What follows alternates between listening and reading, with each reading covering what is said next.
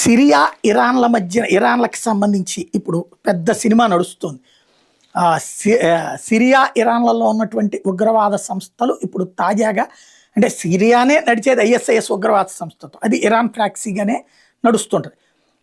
ఇప్పుడు మేము ఒక అండర్ గ్రౌండ్ బంకర్లను మేము కట్టింది మామూలుది కాదు అంటూ ఇప్పుడు ఐఎస్ఐఎస్ తీవ్రవాద అయినటువంటి ఆ దేశ అధ్యక్షుడు చెప్తున్నాడు.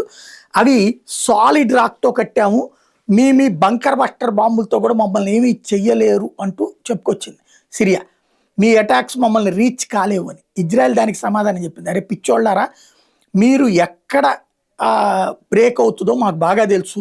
గతంలో ఇట్లాగే చెప్పినటువంటి ఇరాన్కి సినిమా చూపించాం, ఇరాక్కి సినిమా చూపించాం, మీ కన్స్ట్రక్షన్లోనే మా పార్ట్ ఉంది, ఎక్కడ ధ్వంసం చేయాలో మేము ముందే ప్లాన్ చేశాను, కంగారు పడద్దు అని చెప్తుంది.